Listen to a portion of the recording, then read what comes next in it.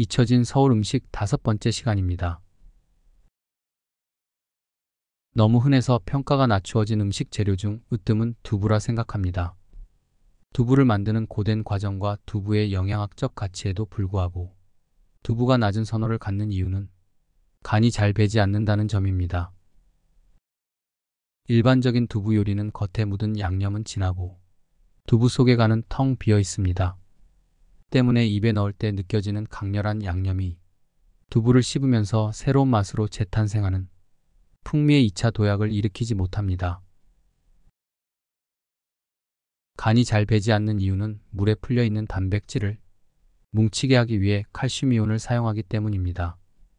칼슘을 농축한 용액이 간수입니다. 두부 속 칼슘 덕분에 아이는 성장하고 노년의 골다공증이 개선되지만 칼슘은 나트륨을 튕겨냅니다. 칼슘 이온이 단백질과 강한 결합을 하고 있는 상태에서는 짠맛을 내는 나트륨이 칼슘을 밀어내고 두부 속으로 파고 들어갈 수 없습니다.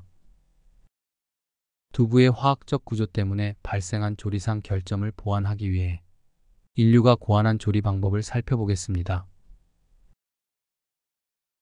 첫 번째, 삭힌 두부는 취두부라 하는데 두부 속에 주입된 미생물이 분비한 배설물로 두부의 감칠맛을 이끌어냅니다. 하지만 익숙하지 않은 사람들에게 이 음식은 쓰레기입니다. 두 번째, 유부는 두부를 기름에 튀긴 것인데 식감이 고기 비슷하여 스님들이 좋아하십니다.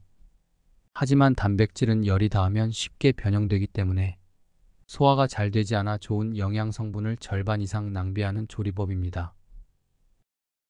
세 번째, 남도 쪽의 두부 요리는 조림이 많은데 가열을 통해 두부 표면에 미세한 흠집을 내고 양념을 강제로 주입하는 방식입니다. 오랜 가열로 인해 단백질이 열변성되기 때문에 영양 손실이 많습니다.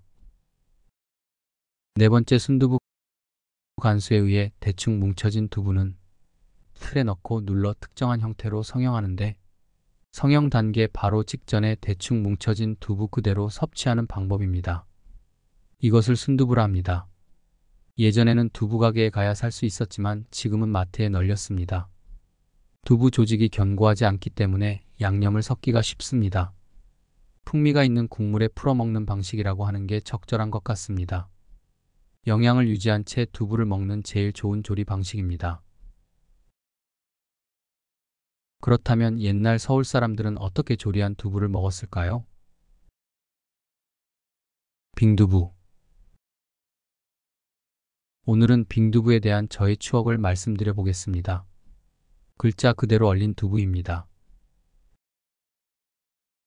주로 한겨울에 만들어 봄까지 먹었습니다. 두부를 판의 형태로 구매하여 영하의 날씨에 방치하여 얼립니다. 물은 얼음이 되면 부피가 증가합니다. 두부 속 물이 얼면 부피가 커진 만큼 얼음 사이에 끼인 두부 조직은 서로 조금씩 눌리게 됩니다. 그래서 얼음과 얼음 사이의 두부는 조금 단단해지고 질겨집니다. 이제 언두부를 서서히 녹이면 얼음 사이에 있어서 눌렸던 두부는 조직이 복원되지 않고 그대로 있습니다. 언두부를 하루 정도 녹이면 얼음 녹은 물이 두부에서 흘러내려 밑에 받쳐둔 항아리에 고여있는 것을 볼 수 있습니다. 두부는 얼음이 얼었던 자리에 아주 작은 홈이 만들어진 상태입니다. 이제 육수를 준비합니다. 큰 솥에 간장을 붓고 식초와 막걸리를 조금 넣은 후 끓이다가 멸치의 몸통만을 추가하여 뚜껑을 연 채로 끓입니다. 한 3-4시간 끓인 것으로 기억합니다. 중간에 말린 고추를 추가로 넣고 조금 더 끓였습니다. 이제 두부를 적당한 크기로 잘라 얼기설기 항아리에 넣은 후에 끓인 멸치 간장 육수를 뜨거운 상태로 항아리에 붓습니다. 얼리면서 단단해진 두부 조직이 뜨거운 육수를 만나 조금 풀어지면서 다시 부드러워진다고 하셨습니다. 둥둥 뜨는 두부를 살짝 무늬의 나무 틀로 눌러두고 뚜껑을 덮습니다.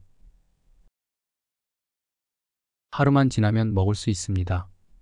맛은 여러분이 상상하는 고추와 멸치를 간장에 달인 약간 매콤한 그 맛입니다. 두부 속의 작은 공동의 간장이 배어 두부만 먹어도 충분한 간과 감칠맛이 살아납니다. 두부와 멸치를 함께 씹어 먹는 것도 좋았습니다. 이게 완전히 밥도둑입니다. 간이 배지 않는 두부의 속에 물리적인 공동을 만들어내신 우리 선조들의 지혜가 이제는 사라지고 요리 전문가들이란 사람들이 언급조차 하지 않는 것이 안타깝습니다. 아는 맛이 더 괴로운 거 아시죠? 그리운 맛입니다. 저는 라면밖에 끓이지 못하는 사람입니다. 그저 입만 살아 있습니다. 그래서 괴로운 오늘입니다. 들어주셔서 고맙습니다.